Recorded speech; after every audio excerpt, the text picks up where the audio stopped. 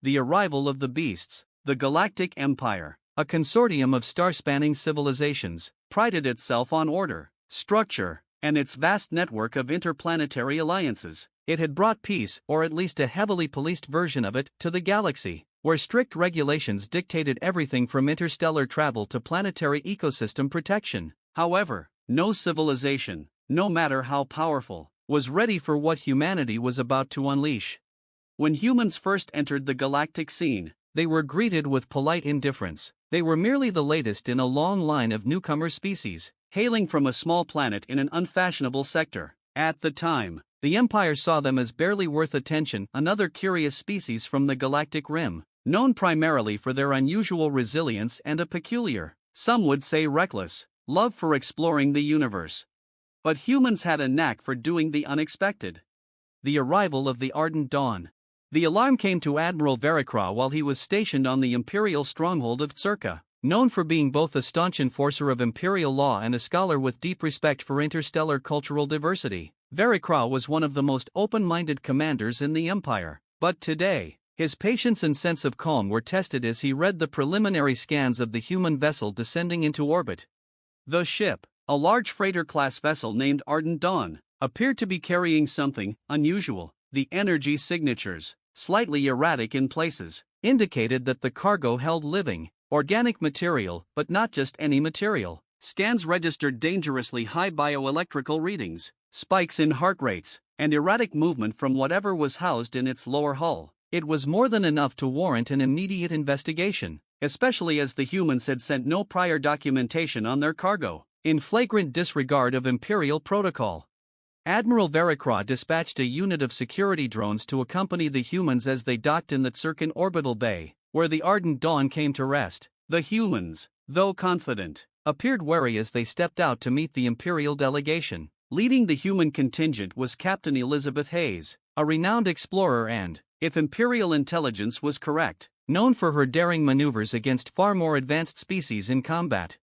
With a customary exchange of pleasantries completed, Admiral Veracra raised a questioning eyebrow, gesturing to the cargo hold. "Captain Hayes," he began, his voice calm but laced with authority, "I see your documentation is incomplete. You're transporting unidentified, high-risk bioorganic cargo. I trust there is a reasonable explanation?" Hayes only smiled, an expression that Veracra and his officers found oddly unsettling. "Admiral, I assure you, our cargo will be fully disclosed in time," she replied. "We've brought a few biological specimens from Earth for an official demonstration. I think you'll find they are quite effective."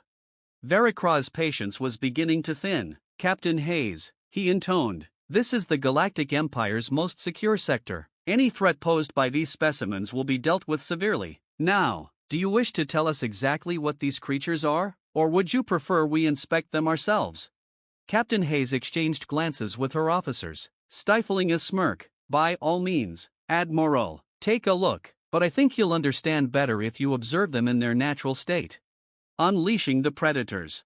2 hours later, Veracra and his team found themselves in a secure containment sector where Captain Hayes stood by a glass panel, waiting patiently. Behind the reinforced, transparent barrier were several cages, each containing creatures that defied description. The scientists and military personnel surrounding Veracra stared at the contained beasts, unsure if the creatures were even real.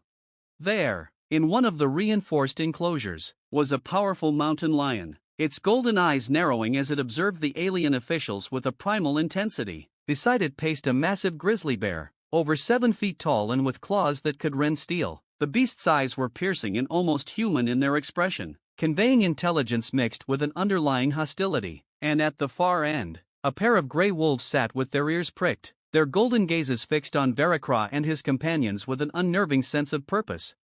The room was silent, save for the hum of containment shields and the faint, low growl emanating from the bear's throat.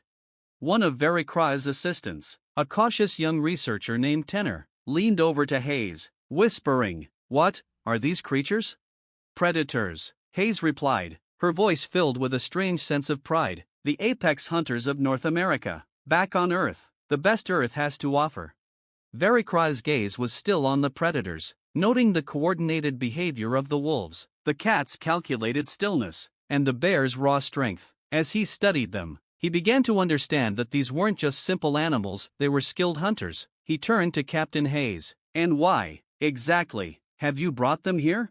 Hayes met his gaze with a calm intensity. "These creatures are masters of their environment, Admiral. Imagine the advantage of soldiers who think like the wolves, fight with the ferocity of the lion, and command the sheer power of the bear. You see, humans have a way of taking what they learn from nature and adapting it." Veracraw's eyes narrowed. He sensed that her words held a deeper meaning. There was an audacity here, one he was unused to facing in any other species. But before he could press further, Hayes nodded to her officers, and they moved to unlock the containment barriers, sending a final shock through Veracraw's spine. "The Empire might want to prepare itself," she said, voice firm, "because when humans enter a fight, we bring everything we've learned, every edge we've gained, and every ally we can find. Let the Empire see what America's Fiercest can do." As the final barrier clicked and lifted, Veracraw found himself wondering what humanity might accomplish if they could channel the spirit of these beasts into their own tactics. The Galactic Empire, for the first time in millennia, began to feel a creeping sense of uncertainty. Testing the fury of Earth's apex predators, as the reinforced containment fields around the predators dissolved, Veracraw's team watched in tense silence. The predators didn't charge, didn't snarl or roar. Instead, they each moved with a deliberate calm that unsettled even the most seasoned Imperial officers. These creatures were not frantic or desperate, they were calculating, each movement a statement of confidence. The grizzly bear's dark eyes tracked the Imperial guards, its claws scraping the steel floor with a low, rasping sound that sent a chill down Tenor's spine. Captain Hayes watched the reactions of Veracraw's team with a faint smile, sensing their apprehension. "Admiral, perhaps you'd like to see a demonstration?" She turned toward the far side of the containment chamber, gesturing to an adjacent area set up with a series of holographic training dummies, a standard for assessing new recruits. With a nod, Hayes issued a low command to her officers, who carried small devices that emitted high-frequency signals. Immediately, the wolves' ears pricked up, and the mountain lion's muscles tensed. With a surge of movement, the predators sprung into action, dashing toward the holographic targets. The wolves moved in perfect sync, darting toward their prey with swift, coordinated bites, their movements fluid and impossibly precise. The mountain lion followed, leaping with incredible agility, striking its target with claws extended and then recoiling, keeping a safe distance as it prepared for the next move. Meanwhile, the grizzly bear charged forward like a living avalanche, its raw power sending one of the heavy dummies flying, its simulated steel limbs bending as if they were paper. In the observation bay, Veracraw and his team watched in stunned silence. The speed, power, and ferocity displayed by these creatures defied Imperial understanding of animal behavior. These predators were more than just beasts, they were natural strategists, capable of assessing a target and executing a precise, coordinated assault. Even the holographic dummies, which were designed to withstand hits from training mechs, crumpled beneath the relentless assault of claws and teeth. One of Veracraw's tactical analysts, Commander Malvek, whispered, "Admiral, these creatures, they're unlike anything we've ever seen. Their precision, their coordination, it's almost as if they're soldiers themselves." Hayes turned to him, hearing the whispered awe. "That's because, Commander, they are soldiers in a way. They've been shaped by millions of years of evolution, honed to a razor's edge by nature itself. Every single one of these predators has survived and thrived in some of the most unforgiving environments on Earth." Veracraw, though thoroughly impressed, couldn't help but feel a prickle of irritation. "Captain Hayes," he said, his voice laced with a newfound respect, "while this display is certainly remarkable, you must realize that we have highly advanced weaponry in the Empire. Even if your animals could overpower these holographic dummies, how do you expect them to compete against battle-hardened troops and energy-based weaponry?"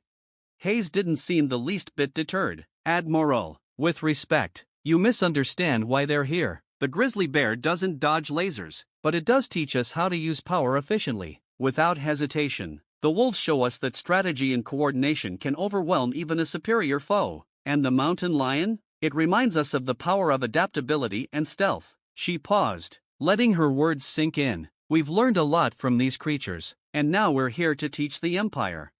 The test in the arena.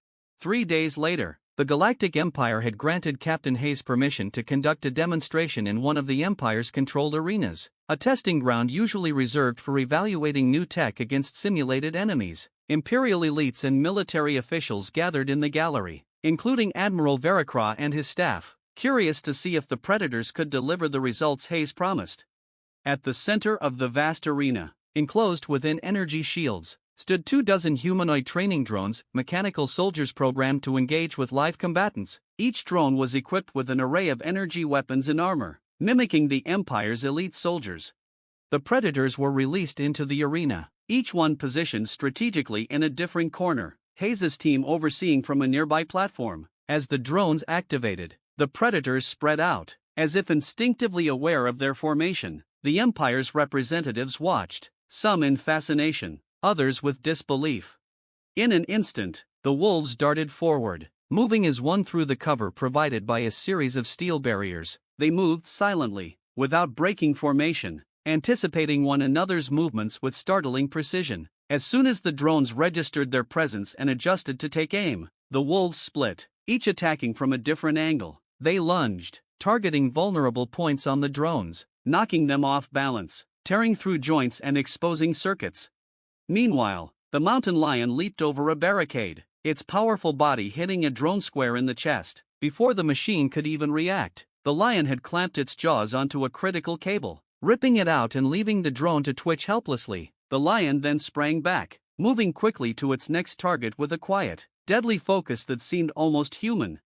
Then came the grizzly. The massive beast barreled through a group of drones, its sheer bulk allowing it to crush and maim with ease. One swipe of its claw sent a drone spiraling through the air, and with a roar that echoed through the arena, the bear reared up and slammed down, smashing through metal and circuitry as if they were made of clay. Admiral Veracra and the Imperial onlookers watched, many standing from their seats in disbelief. These creatures were far from mindless brutes. They displayed a raw, coordinated ferocity that put the Empire's finest battle simulations to shame. Hayes leaned toward Veracra, who had gone pale, his stoic composure finally giving way to a grudging respect. This is only a glimpse of what humanity can achieve when we work alongside nature's finest. Our alliance with these creatures isn't about physical strength or brute force, it's about learning from their instincts and honing our own combat methods accordingly. As the demonstration ended, the Empire's elites exchanged nervous glances. If humanity had this much power in its natural world, what other surprises did Earth's people hold? Captain Hayes, sensing the dawning realization among the officials, turned to Veracra with a final thought. Admiral, consider this demonstration our formal introduction to the Empire's battlefield. Earth may be new to this galactic community, but we're fast learners, and if we can bring the spirit of these Predators into our own ranks, the galaxy will see what humanity and its allies are truly capable of. In the coming weeks, rumors spread through the Empire of Earth's alliance with its fiercest Predators. Stories of how a wild world had entered the galactic fold, bringing with it powers that no technology could replicate. Veracra knew that this was only the beginning. For the first time, the Galactic Empire was beginning to realize that humans brought more to the galaxy than anyone had anticipated. And with each rumor, the Empire's sense of unease only grew.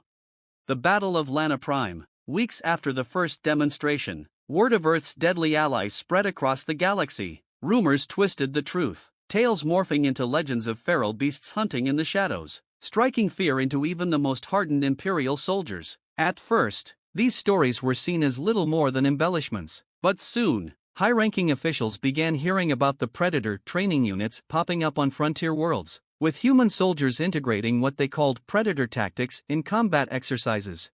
Despite the Empire's initial skepticism, Admiral Veracra and his team began quietly integrating the human strategies, holding clandestine meetings with Captain Hayes and her officers. It was clear the Empire could no longer ignore Earth's influence, but change was a slow process in a system as old as the Empire, and the reality of Earth's capabilities would soon confront them in the most brutal way. The first encounter with the Torvain. The Torvain were one of the Empire's most ruthless adversaries, a species notorious for their relentless invasions and brutal efficiency. Their armadas swept through systems like a swarm of locusts, devouring planets for resources and assimilating any species they deemed useful. They had been at odds with the Empire for centuries, and now their fleets had moved dangerously close to the Imperial border. The human contingent was stationed on Lana Prime, a peaceful planet on the fringe of the Empire, recently designated as a trade hub. It was here that Captain Hayes and her team had been dispatched, tasked with training the Imperial soldiers stationed there in Predator tactics. Vericraw, though initially hesitant, had sent them with a begrudging trust in Hayes's unconventional methods. When the Torvain fleet appeared in Lana Prime's orbit, the planet's defense systems were immediately overwhelmed. Imperial forces scrambled, but the Torvain had planned their assault well, taking down communication towers and jamming all outbound transmissions. Lana Prime, cut off from reinforcement, was left with only its small planetary garrison and the human contingent. Admiral Vericraw, stationed at a nearby starbase, received the distress signal moments before the jamming signals cut off communication completely. He understood the gravity of the situation. Lana Prime was defenseless against a full Torvain invasion. With a heavy heart, he prepared his fleets to mount a rescue operation, but he knew they would likely arrive too late. The hunters become the hunted.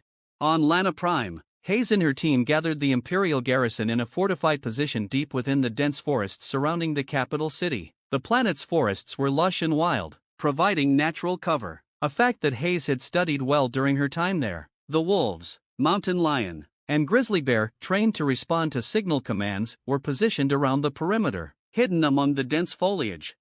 The Torvain troops, renowned for their tactical prowess and heavily armed with plasma-based weaponry, advanced confidently through the trees, expecting little resistance. But Hayes and her human soldiers knew the land, and, more importantly, they knew how to use the terrain to their advantage. It started with the wolves, silent as shadows. They moved in pairs, circling the advancing Torvain squads. The aliens, and used to tracking creatures that left no electronic signatures, moved blindly, their sensors unable to penetrate the dense flora. The wolves struck without warning, tearing through the squads with surgical precision, retreating just as quickly into the underbrush, leaving only mangled bodies and rattled survivors in their wake. The mountain lion used the trees, leaping from branch to branch, its silent, predatory movements belying its lethal intent. It struck from above, dropping into clusters of Torvain soldiers, tearing through their ranks before vanishing into the canopy. The Torvain began to panic, firing wildly into the shadows, but they could not pin down the elusive predator. Then came the grizzly bear, a living avalanche of muscle and fury. The bear charged directly into the enemy lines, its sheer bulk overwhelming even the heaviest Torvain soldiers. Blasts of plasma fire ricocheted off its thick hide, the creature's roars echoing through the forest like thunder. Those who tried to stand their ground were torn apart by its powerful claws. Those who fled were hunted down by the wolves, who closed in relentlessly. From the command center, Hayes and her team coordinated every move, tracking the Torvain's panic through their scrambled transmissions. The Empire's soldiers watched in awe as Earth's predators decimated an army that outgunned and outnumbered them. One Imperial officer, staring at the chaos below, murmured, "It's like watching nature itself fight back." An empire changed. By the time Vericraw's fleet arrived, the battle was over. The once mighty Torvain invaders had been reduced to scattered remnants, fleeing for their lives. The Imperial reinforcements landed cautiously, prepared for a massacre only to find the forest silent, the predators prowling calmly among the trees, their instinctual ferocity giving way to a calm satisfaction. The human contingent had emerged victorious, the Imperial garrison intact and the city untouched. As Vericraw walked through the forest, now strewn with the bodies of fallen Torvain, he was struck by the primal beauty of Earth's creatures and the humans' bond with them. In that moment, he understood what Captain Hayes had meant. These predators were more than weapons, they were symbols of resilience, adaptability, and strength that no machine could replicate. Captain Hayes approached him, her uniform streaked with dirt and her eyes sharp with satisfaction. "Admiral," she said, her voice calm but firm, "do you see now why we brought them?" Vericraw nodded slowly, his gaze lingering on the wolves, who sat vigilantly beside her. "I see now that your people and your planet have gifts the Empire has long underestimated. The galaxy will learn to respect Earth, Captain Hayes, and perhaps, it will change us all for the better." Epilogue, Earth's new role. In the aftermath of the battle, the Galactic Empire officially recognized Earth's role as a significant military ally, integrating predator tactics into their training programs. Humans were no longer viewed as a novelty but as a species to be reckoned with, bringing with them a strength and ingenuity that the Empire had never seen before. Stories of the battle spread across the galaxy, and Earth's predators became the stuff of legend. To those who faced them, they were more than animals, they were Earth's finest warriors, teaching the Empire what it truly meant to respect the wild. And so, humanity found its place in the stars. standing side by side with the creatures that had once hunted in Earth's forests, now guardians of a galaxy that finally understood the power of Earth's fiercest defenders.